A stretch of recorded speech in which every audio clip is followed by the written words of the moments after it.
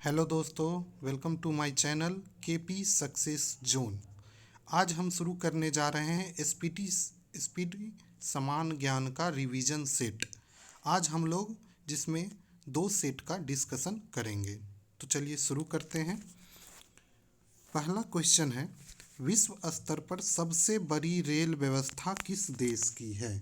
तो विश्व स्तर पे जो सबसे बड़ी रेल व्यवस्था है वो किसकी है? तो हमारे भारत की है। ठीक है। अगला क्वेश्चन है कि भारत में रेलगाड़ी प्रथम बार कब चली थी?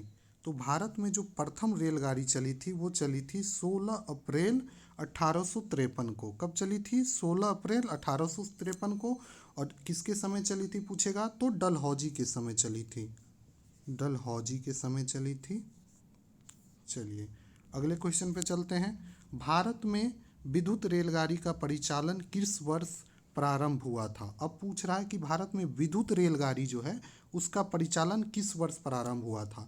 तो भारत में जो विद्युत रेलगाड़ी है उसका परिचालन स्टार्ट हुआ था 3 फरवरी 1925 को। कब शुरू हुआ था? 3 फरवरी 1925 को। अगला क्वेश्चन है कि पहला रेल अधिनियम कब बना? पहला रेल अधिनियम बना था 1890 ईस्वी में। कब बना था? 1890 ईस्वी में। और पहला जो रेल चला था वो कब चला था? 1853 में। क्या चला था? रेल चला था। और पूछेगा रेल अधिनियम कब बना था? तो ये बना था 1890 में। चलिए अगले क्वेश्चन देखते हैं। अगला क्वेश्चन है कि देश का सबसे बड़ा नियोक्ता क्या है? तो हमारे देश में जो सबसे बड़ा नियोक्ता है, जो सबसे ज़्यादा नौकरी प्रदान करती है, वो करती है रेल उपक्रम। रेलवे विभाग जो है सबसे ज़्यादा जॉब देती है सरकारी सेक्टर मतलब गवर्नमेंट सेक्टर में। अगला क्वेश्चन है, किसके शासनकाल में रेल, डाक और तार सेवा का प्रारंभ हुआ था? तो रेल, डाक और तार सेवा तीनों जो प्रारंभ हुआ था वो हुआ था किसके काल में? लॉर्ड डलहौजी के काल में। किसके काल में हुआ था? लॉर्ड डलहौजी के काल में हुआ था। और कब हुआ था? तो 1853 ईस्वी में हुआ था। अगला क्वेश्चन है, भारतीय रेल का राष्ट्रीयकरण कब किया गया था? तो भारतीय रेल का जो राष्ट्रीयकरण वो किया गया था 1950 में, आज़ादी के बाद। जब हमारी पहली सरकार बनी थी तो रेलवे को केंद्र सरकार के अधीन कर दिया गया था। ठीक है। अगला क्वेश्चन है कि भारत के किस शहर में पहली बार मेट्रो रेल का परिचालन शुरू हुआ था? तो भारत में पहली बार मेट्रो रेल का जो परिचालन शुरू हुआ था वो हुआ था कोलकाता में। कहाँ हुआ था? कोलकाता में हुआ था। अगला क्वेश्चन है कि भारत में रेलवे को समान बजट से किस वर्ष अलग किया गया था? तो समान बजट से अलग रेलवे को किया गया था 1924-25 में। ठीक है। अगला क्वेश्चन है, भारत में सबसे लंबी दूरी तय करने वाली रेलगाड़ी कौन सी है? तो सबसे लंबी दूरी तय करने वाली जो रेलगाड़ी है भारत में वो है विवेक एक्सप्रेस, जो कि कन्याकुमारी से चलती है और इधर असम तक आती है, शायद गुवाहाटी तक। ठीक है। अगला क्वेश्चन है, भारतीय रेलवे के लोगो में कितने सितारे हैं? तो भारतीय रेलवे का जो लोगो है, यहाँ लोग नहीं समझना है, लोगो, उसमें 17 सितारे हैं। कितने सितारे हैं? तो कुल 17 सितारे हैं भारतीय रेलवे के लोगों में। अगला क्वेश्चन है, भारत का सबसे लंबा प्लेटफॉर्म कहाँ पे है? तो भारत का जो सबसे लंबा रेलवे प्लेटफॉर्म है वो गोरखपुर में है। और गोरखपुर कहाँ पड़ता है? यूपी में पड़ता है। ठीक है। अगला क्वेश्चन है, भारत का सबसे बड़ा रेलवे यार्ड, तो ये अगेन फिर से सबसे बड़ा जो रेलवे यार्ड है ये भी कहाँ पड़ेगा? यूपी में। और यूपी के कहाँ? मुगलसराय में। इसका नाम अभी बदल दिया गया है, नया नाम है इसका दीनदयाल उपाध्याय रेलवे स्टेशन। ठीक है। अगला क्वेश्चन है, भारत में सबसे तेज गति से चलने वाली रेलगाड़ी कौन सी है?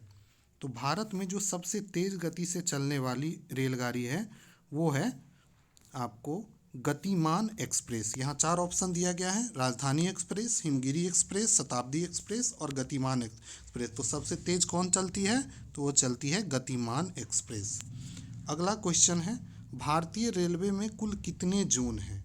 तो भारतीय रेलवे में जो जोन की संख्या है वो है 18। कितना जोन है? तो कुल जोन की संख्या है 18। अगला क्वेश्चन है, रेल दिवस किस तिथि को मनाया जाता है? तो रेल दिवस मनाया जाता है 16 अप्रैल को। तो आप सभी लोगों ने देखा कि पहली बार जब ट्रेन कब चली थी?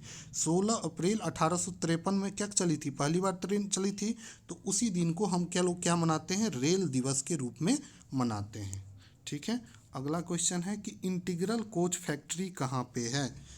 इंटीग्रल कोच फैक्ट्री कहाँ पे है? तो इंटीग्रल कोच फैक्ट्री जो है पेराम्बूर तमिलनाडु में है। कहाँ पे है? पेराम्बूर तमिलनाडु में। ठीक है। अगला क्वेश्चन है, रेलवे स्टाफ कॉलेज कहाँ पे है? रेलवे जो है अपने स्टाफ के लिए कॉलेज कहाँ पे खोला है? वहाँ पे स्टाफ को क्या किया जाता है? ट्रेनिंग दिया जाता है। तो रेलवे का जो स्टाफ कॉलेज है वो कहाँ पे है? वो है बड़ौदा में, और बड़ौदा पड़ता है आपको गुजरात में। गुजरात के बड़ौदा में क्या है? रेलवे का स्टाफ कॉलेज है। अगला क्वेश्चन है, पूर्वी रेल जोन का मुख्यालय कहाँ पे है? पूर्वी रेल जोन, तो पूर्वी रेल जोन का जो मुख्यालय है वो है कोलकाता में। ठीक है। पूर्वी रेल जोन का मुख्यालय कहाँ पे है? कोलकाता में। और हमको पता है टोटल कितना जोन है? तो टोटल 18 जोन है इंडिया में रेलवे का। ठीक है। अगला क्वेश्चन पे चलते हैं। अगला क्वेश्चन है कि पूर्व मध्य रेलवे जोन का मुख्यालय कहाँ पे है? तो पूर्व मध्य रेलवे जोन जो है उसका जो मुख्यालय है वो कहाँ पे है? तो वो है हाजीपुर में। ठीक है, हाजीपुर में है। अगला क्वेश्चन देखते हैं, भारत के किस शहर में 2 रेलवे जोन के मुख्यालय है? तो अगला क्वेश्चन पूछ रहा है कि भारत के कौन से ऐसा शहर है जहाँ पे 2 रेलवे जोन का मुख्यालय है? तो मुंबई जो है, इसका आंसर होगा मुंबई। मुंबई में जो है 2 रेलवे जोन का मुख्यालय है। अगला क्वेश्चन पे चलते हैं। अगला क्वेश्चन है कि पूर्वोत्तर सीमांत रेलवे जोन का मुख्यालय कहाँ है? पूर्वोत्तर सीमांत रेलवे। ठीक है। तो पूर्वोत्तर सीमांत रेलवे जो है उसका जो मुख्यालय है वो कहाँ है? वो है मालीगांव। कहाँ है पूर्वोत्तर सीमांत रेलवे जोन का मुख्यालय? मालीगांव। अगले क्वेश्चन पे चलते हैं। अगला क्वेश्चन है कि ब्रॉड गेज रेलवे लाइन की चौड़ाई कितनी होती है? तो ब्रॉड गेज जो रेलवे लाइन होती है उसका जो चौड़ाई होता है, चौड़ाई का मतलब ये हुआ कि दो पटरी के बीच की दूरी, अगर ये दोनों पटरी है तो इसके बीच की दूरी पूछ रहा है। तो ब्रॉड गेज रेलवे लाइन जो होता है उसमें पटरियों के बीच की जो दूरी होती है वो कितनी होती है? तो वो होती है 1.676 मीटर।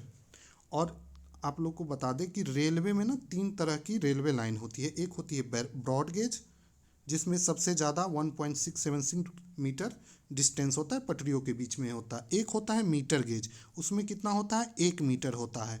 और एक होता है नैरो गेज, तो नैरो गेज में जो होता है 0.762 मीटर होता है। ठीक है, 3 तरह का होता है, समझ गए। अगले क्वेश्चन पे चलते हैं। अगला क्वेश्चन है कि विद्युत रेल इंजन का निर्माण कहाँ पर होता है? विद्युत रेल इंजन का निर्माण कहाँ पे होता है? मतलब कि इलेक्ट्रिसिटी से चलने वाली जो रेल इंजन है उसका निर्माण कहाँ पे होता है? तो वो होता है चितरंजन में। और ये जो चितरंजन है वो कहाँ पड़ता है? तो शायद एमपी में पड़ता है। ठीक है, एमपी में ही पड़ता है। अगला क्वेश्चन है, रेलवे सुरक्षा बोर्ड आरपीएफ का गठन कब हुआ था? तो रेलवे सुरक्षा बोर्ड जो है आरपीएफ, जो कि आप लोग ट्रेन में जाते हो देखते होंगे तो रेलवे का अपना अलग पुलिस होता है। तो रेलवे, इसको रेलवे सुरक्षा बल बोलते हैं। इसका भी नया नाम चेंज हो गया अभी, रेलवे सुरक्षा बल। इसका जो गठन किया गया था वो कब किया गया था? वो किया गया था 1882 ईस्वी में। 1882 ईस्वी में रेलवे सुरक्षा बल का गठन किया गया था। देश की प्रथम महिला रेल मंत्री कौन बनी थी? प्रथम महिला रेल मंत्री कौन बनी थी?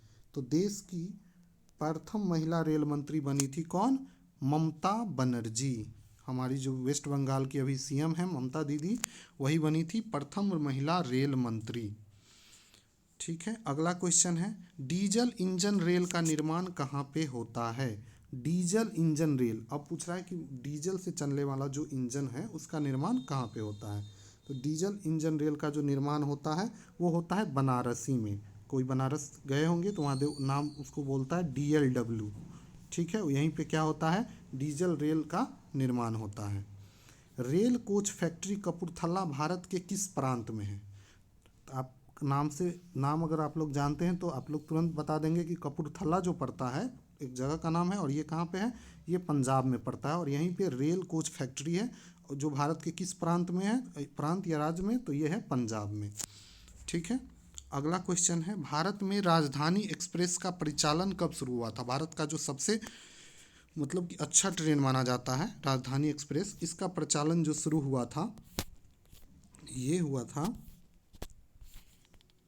आपको 1969 में। कब हुआ था? 1969 में। और इस समय इंदिरा गांधी की सरकार थी, उसने ही क्या किया था? पहली बार राजधानी ट्रेन चलवाई थी। द्वितीय श्रेणी के शयनयान कोच में कुल कितने बर्थ होते हैं? तो आप इसको जैसे हम हिंदी में क्या ये हिंदी दिया हुआ है, इसका यही होता है जो स्लीपर, इसका मतलब होता है स्लीपर कोच। तो स्लीपर बोगी आप लोग देखे होंगे, तो उसमें जो सीटों की संख्या होती है वो 72 होती है, और या तो 78 होती है। किसी किसी में 72 होता है और किसी किसी में 78 होगा, तो दोनों दिया हुआ है। अगर कहीं एक ही दिया हो तो वो भी आप सही कर सकते हैं। ठीक है। अगला क्वेश्चन है, रेल यात्री बीमा योजना कब लागू किया गया था? रेल यात्रियों के लिए बीमा योजना कब लागू किया गया था? तो इसका सही जवाब होगा 1994। 1994 में रेल यात्री के लिए बीमा योजना लागू किया गया था। अगला क्वेश्चन पे चलते हैं। अगला क्वेश्चन है कि किसे ब्लू चिप के नाम से जाना जाता है? मतलब किस रेलवे जोन को ब्लू चिप के नाम से जाना जाता है? तो इसका जो सही आंसर होगा वो होगा दक्षिण पूर्व रेलवे। दक्षिण पूर्व रेलवे बोर्ड जो है उसको जोन, दक्षिण पूर्व रेलवे जोन, उसको ब्लू चिप के नाम से जाना जाता है। अगला क्वेश्चन है, किस रेलवे जोन की लंबाई सबसे अधिक है? मतलब कौन सा रेलवे जोन ऐसा है जिसका लंबाई सबसे अधिक है? इसका सही जवाब होगा उत्तर रेलवे। उत्तर रेलवे का जो लंबाई है वो क्या है? सभी रेलवे जोनों में, जो 18 टोटल रेलवे जोन है इंडिया में, उसमें सबसे ज़्यादा है। अगला क्वेश्चन है, विश्व में पहली बार रेल का परिचालन कहाँ हुआ था? तो विश्व में पहली बार पूछ रहा है, रेल का परिचालन विश्व में पूछ रहा है, तो कहाँ हुआ था? इंग्लैंड में हुआ था। और आप उसके बाद ये इंग्लैंड वालों ने ही, अंग्रेज़ों ने ही भारत में किया था। कब भारत में हुआ था? कब भारत में हुआ था? 1853 ईस्वी में। ठीक है। अगला क्वेश्चन देखते हैं। अगला क्वेश्चन है, कोंकण रेलवे में लाभान्वित राज्य कौन से हैं? कोंकण रेलवे जो जोन है उससे कौन कौन से राज्य लाभान्वित होते हैं? तो उससे लाभान्वित होते हैं गोवा, कर्नाटक और महाराष्ट्र। तो तीनों लाभान्वित होते हैं, गोवा भी आता है, कर्नाटक भी आता है और महाराष्ट्र भी आता है। ठीक है। अगला क्वेश्चन है कि दिल्ली मेट्रो रेल किस वर्ष शुरू हुआ था? तो दिल्ली मेट्रो रेल जो शुरू हुआ था, ये हुआ था आपको 2002 ईस्वी में। कब हुआ था? दिल्ली मेट्रो रेल का जो शुरुआत हुआ था वो 2002 ईस्वी में हुआ था। ठीक है। अगला क्वेश्चन है, भारत में रेलवे कर्मचारियों की भर्ती के लिए कितने रेलवे भर्ती बोर्ड बनाया गया है? देखिए, रेलवे जोन हम लोग पढ़े अभी, कितना होता था? 18। अब पूछ रहा है कि रेलवे भर्ती बोर्ड जो एग्ज़ाम कंडक्ट कराती है, हमारा एनटीपीसी का एग्ज़ाम, ग्रुप डी का एग्ज़ाम, तो हम लोग अलग अलग जोन से अप्लाई करते हैं, उसी जोनों की संख्या यहाँ पे पूछा है। तो टोटल कितने जोन हैं भर्ती बोर्ड, कितने रेलवे भर्ती बोर्ड हैं? तो वो है 21 भर्ती बोर्ड है। ठीक है। अगला क्वेश्चन है, आईआरसीटीसी का क्या तात्पर्य है? आईआरसीटीसी का फुल फॉर्म पूछा है। आईआरसीटीसी का फुल फॉर्म होता है Indian railway catering and tourism corporation. IRCTC का क्या काम है आप लोग भली भांति जानते होंगे। इससे हम लोग टिकट बुक कर सकते हैं, कैटरिंग का काम देखती है, टूरिज्म का काम देखती है, तो ये रेलवे के ऑनलाइन जितना भी काम होता है वो देखती है। ठीक है। अगला क्वेश्चन है, भारत में महिलाओं के लिए एकमात्र ट्रेन कहाँ पर चलाई जा रही है? तो पूछ रहा है भारत में महिलाओं के लिए एकमात्र ट्रेन, मतलब ऐसा ट्रेन है भाई जहाँ पे केवल उसमें महिला ही सफ़र कर सकती है। तो ये ट्रेन चलता है भारत में मुंबई में। ठीक है। मुंबई में चलता है भारत में महिलाओं के लिए एकमात्र ट्रेन। अगला क्वेश्चन है, भारतीय रेल पहिए और धुरी का निर्माण, भारतीय रेल जो है पहिए और धुरी का निर्माण कहाँ करता है? तो भारतीय रेल जो है पहिए और धुरी का जो निर्माण है ये करती है बेंगलोर में। बेंगलोर में इसका जो फैक्ट्री है वहीं पे पहिया और धुरी का निर्माण किया जाता है। ठीक है, अगला क्वेश्चन पे आते हैं। अगला क्वेश्चन है भारतीय रेल कितने डिवीज़न में बटे हैं। अब यहाँ पे डिवीज़न पूछ रहा है। ठीक है, तो भारतीय रेल में जो डिवीज़न की संख्या है वो कितनी है, तो वो है 69। तो यहाँ पे 3 चीज़ है, याद रखिएगा। अगर आपसे जोन पूछे तो 18 जोन, ठीक है, 18 जोन है। अगर आपसे डिवीज़न पूछे तो 69, और आपसे भर्ती बोर्ड पूछे कितना है रेलवे का, तो 21 भर्ती बोर्ड है। समझ गए। चलिए, तो ये पहले सेट कंप्लीट होता है यहाँ पे, और पहला सेट में देखे जहाँ तक क्वेश्चन था जो रेलवे के रिलेटेड जो भी क्वेश्चन है वो यहाँ पे दिया गया था। अगला जो सेट है उसको अब हम लोग शुरू करते हैं, और इसमें ज्योग्राफी का जो इंडियन ज्योग्राफी है उसका बेसिक परिचय से क्वेश्चन दिया गया है। ठीक है, तो चलिए दूसरा सेट भी देख लेते हैं, काफ़ी इम्पोर्टेंट चैप्टर है ये भी। चलिए शुरू करते हैं। पहला क्वेश्चन है इसमें कि भारत किस गोलार्ध में स्थित है। तो इसका जो सही आंसर होगा, तो हम लोग जो भारत है, जो हमारा देश है इंडिया, वो किस गोलार्ध में आता है, तो ये जो आता है हमारा देश वो उत्तरी गोलार्ध में आता है। किस गोलार्ध में आता है, उत्तरी गोलार्ध में आता है। अगला क्वेश्चन है कि भारत में जनगणना की अवधि क्या है, मतलब भारत में जो जनगणना होती है कितने वर्ष पे अंतराल पे होती है। तो भारत में जो जनगणना का काम होता है वो प्रत्येक 10 वर्ष के बाद हुई थी। तो आप लोग बताइए लास्ट बार कब हुआ था जनगणना, 2011 में हुआ था, और इस बार फिर से जनगणना का काम शुरू है 2021 में। अभी हम लोग का न्यू जनगणना हुआ है। भारत की कुल जनसंख्या कितनी है। अब पूछ रहा है भारत की कुल जनसंख्या कितनी है, तो भारत की जो जनसंख्या है इस समय वो है 121.08 करोड़। और ये जो जनसंख्या है किसके अनुसार है, ये 2011 के जनगणना के अनुसार ही है। 2021 का जो जनगणना है वो उसका काम स्टार्ट हो गया है, उस डाटा जल्द ही आएगा, तो फिर उसको देखेंगे। अगला क्वेश्चन है कि भारत की सबसे बड़ी जनजाति कौन है। भारत की जो सबसे बड़ी जनजाति मतलब जो ट्राइबल है लोग हैं वो कौन से हैं, तो भारत में जो सबसे बड़ी जनजाति है वो है भील। भारत में सबसे बड़ी जनजाति कौन है, तो वो है भील जनजाति। ठीक है, अगला क्वेश्चन है विश्व की कुल जनसंख्या कितना प्रतिशत जनसंख्या भारत में निवास करती है। तो विश्व में जितनी जनसंख्या है उसका 17.5%, मतलब 17.5% जनसंख्या जो है वो कहाँ निवास करती है, भारत में निवास करती है। ठीक है, अगला क्वेश्चन पे चलते हैं। अगला क्वेश्चन है भारत का कुल क्षेत्रफल कितना है। तो भारत का जो कुल क्षेत्रफल है वो है 32,87,263 वर्ग किलोमीटर। ऐसे देख ले, इकाई दहाई सैकड़ा हजार 10,000 लाख 10 लाख, मतलब 32,87,263 वर्ग किलोमीटर भारत का क्या है, जनसंख्या क्षेत्रफल है। कभी कभी डायरेक्ट ये क्वेश्चन पेपर में आ जाता है और ऐसी तरह से कंफ्यूज किया जाता है, तो आप लोग अच्छे से इसको देख के जाएंगे। भारत में सर्वाधिक बोली जाने वाली भाषा कौन से हैं। तो भारत में कौन सी ऐसी भाषा है जो सबसे ज़्यादा बोली जाती है, तो सबको पता है भारत में जो सबसे ज़्यादा बोली जाने वाली भाषा है वो है क्या, हिंदी। और अगर पूछेगा दूसरी भाषा कौन है जो सबसे ज़्यादा बोली जाती है, तो वो है बांग्ला। बांग्ला कितने नंबर पे आती है, सेकेंड नंबर पे आती है सबसे ज़्यादा बोले जाने में। ठीक है, अगला क्वेश्चन है भारत की कुल स्थलीय सीमा की लंबाई कितनी है। तो भारत का कुल स्थलीय सीमा का लंबाई पूछा है।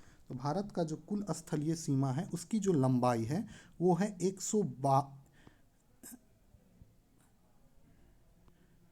15,200 किलोमीटर। कितना है, 15,200 किलोमीटर। ठीक है, अगले क्वेश्चन पे चलते हैं।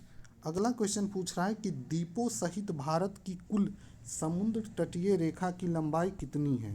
पूछ रहा है द्वीपों को लेके, तो भारत में 2 द्वीप है, आप लोग पता होगा, ये हमारा इंडिया है, और इस साइड क्या है, इस साइड बंगाल की खाड़ी है, और इधर क्या है, अरब सागर। तो बंगाल की खाड़ी में जो द्वीप है वो कौन है, अंडमान निकोबार द्वीप समूह है, और जो अरब सागर में है उसको क्या बोलते हैं, वो लक्षद्वीप है।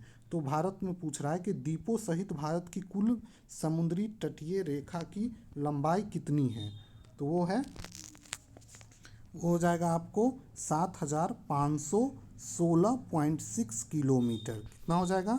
7,516.6 किलोमीटर। तो भारत में द्वीपों को सहित, इस द्वीपों को लेते हुए, दोनों द्वीपों को लेते हुए भारत की जो कुल समुद्र तटीय रेखा की लंबाई हो कितनी है?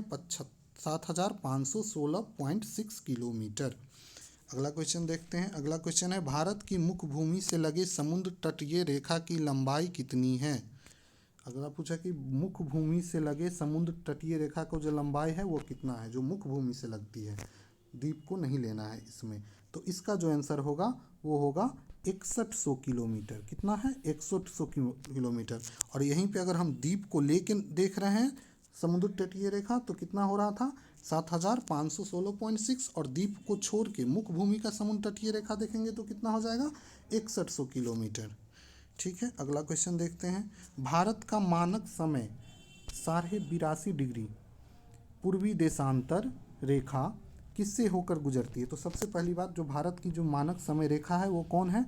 तो वो डायरेक्ट पूछेगा तो वो हो जाएगा 82.5 डिग्री पूर्वी देशांतर रेखा। यहाँ पे ध्यान रखना है, पूर्वी देशांतर, पश्चिमी देशांतर नहीं मानना है अगर पूछे तो ये पूछ रहा है। और यहाँ पे पूछ रहा है कि ये किस से होके गुजरती है। तो ये जो गुजरती है वो नैनी से गुजरती है, और नैनी जो है इलाहाबाद में है, इलाहाबाद के पास है।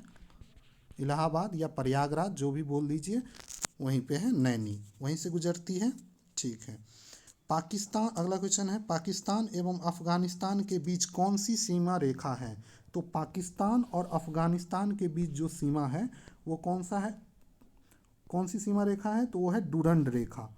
डुरंड रेखा जो है पाकिस्तान और अफगानिस्तान के बीच की सीमा रेखा है।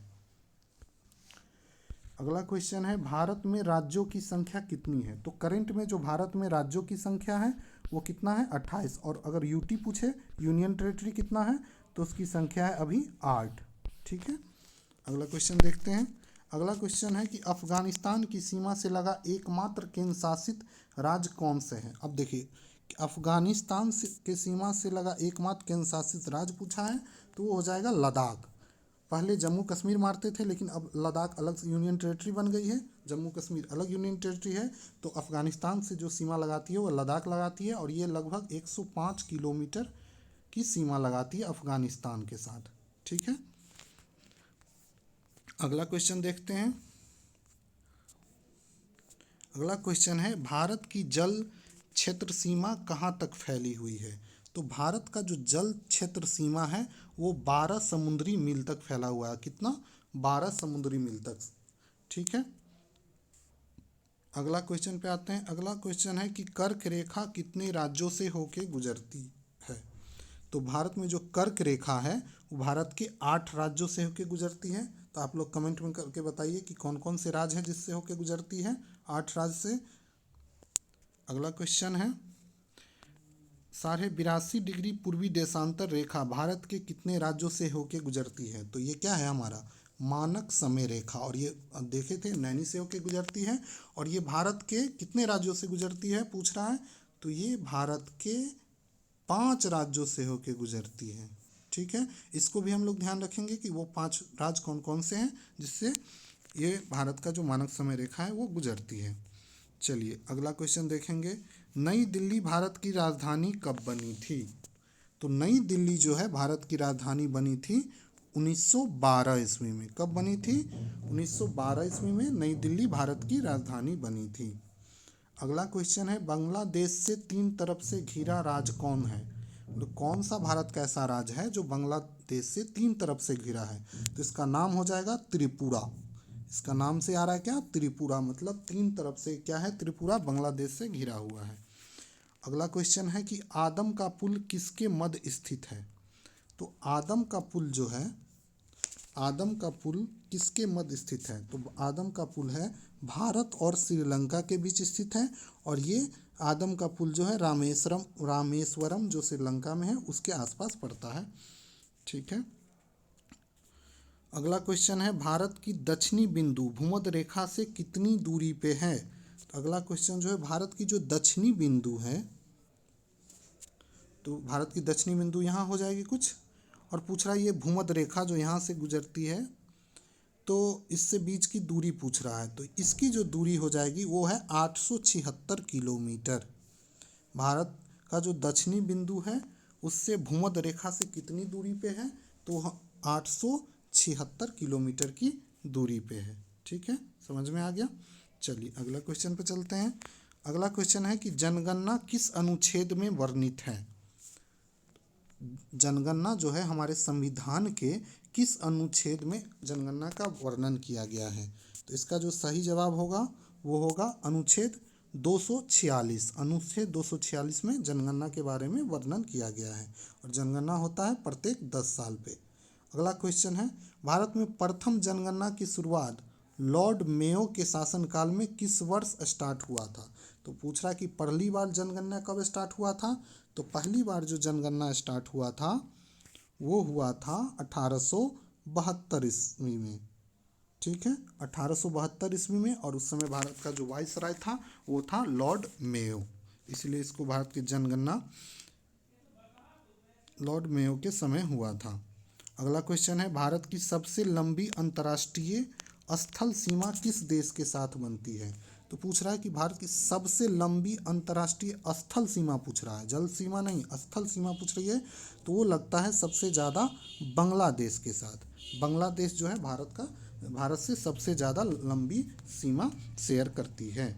अगला क्वेश्चन है भारत और श्रीलंका को अलग करती है। तो भारत और श्रीलंका को कौन अलग करती है, तो भारत और श्रीलंका को अलग करती है पाक जलमरुस्थल और मन्नार की खाड़ी दोनों। ये दोनों किसको अलग करती है, तो यहाँ दोनों ऑप्शन सही हो जाएगा, पाक जलमरुस्थल और मन्नार की। तो ऑप्शन क्या हो जाएगा, ए और बी दोनों। और एक ये जो दिया हुआ है कच्छ की खाड़ी, कच्छ की खाड़ी जो है भारत और पाकिस्तान के बीच है और ये गुजरात में पड़ता है। ठीक है, गुजरात में है और किसके किसके बीच है, भारत और पाकिस्तान के बीच में है, इंडिया एंड पाकिस्तान। ठीक है, अगला क्वेश्चन है भारतीय उपमहाद्वीप में कौन सम्मिलित नहीं है। भारतीय उपमहाद्वीप में कौन सम्मिलित नहीं है, तो भारतीय उपमहाद्वीप में नेपाल सम्मिलित है, भूटान है, बांग्लादेश है, लेकिन श्रीलंका नहीं है। तो भारतीय उपमहाद्वीप में कौन कौन है, नेपाल है, भूटान है, बांग्लादेश है, लेकिन यहाँ पे जो श्रीलंका दिया हुआ है वो भारतीय उपमहाद्वीप में नहीं आता है। ठीक है, अगला क्वेश्चन है भारत में नियमित जनगणना की शुरुआत 1881 ईस्वी में किसके शासनकाल में हुआ था। तो देखो जनगणना को जो शुरुआत हुआ था वो कब हुआ था, 1872 में हुआ था पहली बार जनगणना। लेकिन यहाँ पूछ रहा है नियमित जनगणना, नियमित जो 10 साल पे जनगणना होता है वो कब स्टार्ट हुआ था, वो हुआ था 1881 ईस्वी में हुआ था। और किसके शासनकाल में हुआ था, तो ये जो स्टार्ट हुआ था लॉर्ड रिपन के काल में। मेयो के काल में क्या हुआ था, स्टार्ट हुआ था, इसके काल में क्या हुआ था, स्टार्ट हुआ था।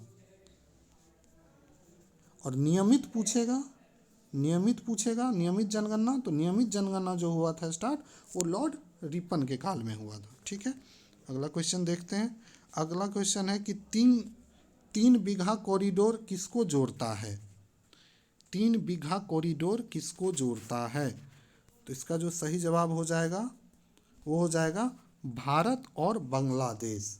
भारत और बांग्लादेश को कौन जोड़ता है, 3 बीघा कॉरिडोर। 3 बीघा कॉरिडोर किसको किसको जोड़ता है, भारत और बांग्लादेश को। अगला क्वेश्चन है भारत की अक्षांशीय स्थिति क्या है। भारत की अक्षांशीय स्थिति पूछ रहा है यहाँ पे। तो भारत का जो अक्षांशीय स्थिति है मतलब उत्तरी वो हो जाएगा बी नंबर 8 डिग्री 4 मिनट से लेके 37 डिग्री 6 मिनट उत्तरी अक्षांश। मतलब जो भारत की जो वो है यहाँ से लेके यहाँ पे कितना पॉइंट होता है और यहाँ से कितना होता है, यहाँ पे जो होता है ये पॉइंट होता है 8 डिग्री 4 मिनट, और ऊपर जो जम्मू कश्मीर के पास होता है वो होता है कितना, वो होता है 37 डिग्री 6 मिनट उत्तरी अक्षांश। ठीक है, तो ये है भारत का अक्षांशीय विस्तार। और दोनों के बीच में जो डिस्टेंस पूछेगा तो हो जाएगा 33-25। ठीक है, किलोमीटर। अगला क्वेश्चन है कि दिल्ली किस वर्ष भारत की राजधानी बनी। ये क्वेश्चन रिपीटेड है, इससे पहले भी था। तो दिल्ली जो है भारत की राजधानी बनी थी कब, अभी बताए थे 1912 ईस्वी में। ठीक है, अगला क्वेश्चन देखते हैं। अगला क्वेश्चन है कि जनगणना किस अनुसूची का विषय है। तो जनगणना जो है किस अनुसूची का विषय है? तो जनगणना जो होता है वो 7वीं अनुसूची में रखा गया है। और ये किस सूची में आता है? तो ये मतलब कि केंद्र सूची में, संघ सूची में आता है। संघ सूची में अंतर्गत मतलब केंद्र सरकार जनगणना करवाती है, हर 10 साल पे है। और किस अनुसूची में है? तो 7वीं अनुसूची में है। संविधान से क्वेश्चन है ये। अगला क्वेश्चन है, भारत का देशांतरीय स्थिति क्या है? मतलब देशांतरीय विस्तार पूछ रहा है। तो भारत का जो देशांतरीय स्थिति हो जाएगा, इसका जो सही आंसर है वो होगा 68 डिग्री 7 मिनट से लेके 57 डिग्री 25 मिनट पूर्वी देशांतर। यहाँ पे बहुत कंफ्यूज मत कीजिएगा, पूर्वी देशांतर, पश्चिमी देशांतर नहीं मारना है, ठीक है। अगला क्वेश्चन है, जनगणना का महाविभाजक वर्ष माना जाता है। जनगणना का महाविभाजक वर्ष कब माना जाता है? तो जनगणना का महाविभाजक वर्ष माना जाता है 1921 को। क्यों माना जाता है? क्योंकि 1921 में जब जनगणना हुआ था तो भारत की जो जनसंख्या है बढ़ने के बजाय घट गई थी। इसीलिए 1921 को हम लोग क्या बोलते हैं? महाविभाजक वर्ष बोला जाता है। अगला क्वेश्चन है, भारत की कुल साक्षरता दर कितना है, कितनी प्रतिशत है? तो भारत की कुल साक्षरता दर जो है वो है 73%। कितना है? भारत में जो साक्षरता दर है इस समय कितना है? 73। और कौन से जनगणना के अनुसार? तो 2011 के जनगणना के अनुसार, क्योंकि अभी जो जनगणना हुई नहीं है तो अभी तक हम लोग पुराने वाले को ही कंसीडर करेंगे। अगला क्वेश्चन है, विश्व जनसंख्या दिवस कब मनाया जाता है? तो विश्व जनसंख्या दिवस पूछ रहा है। तो विश्व जनसंख्या दिवस मनाया जाता है 11 जुलाई को। विश्व में जनसंख्या दिवस 11 जुलाई को। और भारत जनगणना दिवस कब मनाती है? तो 16 अप्रैल को, ठीक है।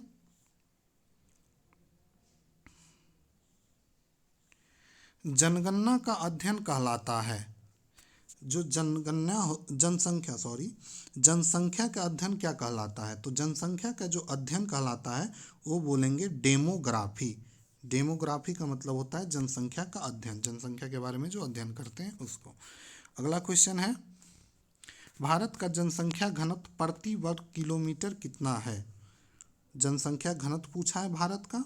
तो भारत का जो जनसंख्या घनत्व है वो 382 व्यक्ति प्रति वर्ग किलोमीटर, मतलब 1 वर्ग किलोमीटर में कितने लोग निवास करते हैं इंडिया में? तो 382 व्यक्ति निवास करते हैं औसतन। ये भारत का जनसंख्या घनत्व है।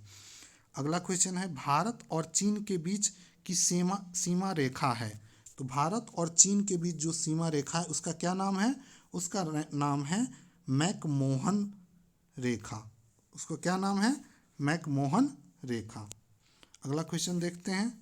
अगला क्वेश्चन है, भारत और पाकिस्तान के बीच की सीमा रेखा क्या है? तो अब पूछ रहा है भारत पाकिस्तान के बीच का जो सीमा रेखा उसका क्या नाम है? तो उसका जो नाम है रेड क्लिफ। उसका क्या नाम है? रेड क्लिफ, ठीक है। मैकमोहन किसका था? भारत और चाइना का। अगला क्वेश्चन देखते हैं, भारत की सबसे छोटी अंतर्राष्ट्रीय स्थल सीमा किस देश के साथ बनाती है? तो भारत जो है सबसे छोटी पूछ रहा है, सबसे छोटी अंतर्राष्ट्रीय स्थल सीमा किसके साथ बनाती है? तो बनाती है अफगानिस्तान के साथ। और सबसे ज़्यादा पूछेगा, सबसे बड़ी स्थलीय सीमा पूछेगा तो हो जाएगा बांग्लादेश के साथ, ठीक है। अगला क्वेश्चन देखते हैं। अगला क्वेश्चन है, भारत का लिंगा अनुपात प्रति 1000 पुरुष कितना है? तो भारत में जो लिंगा अनुपात है वो इस समय कितना है?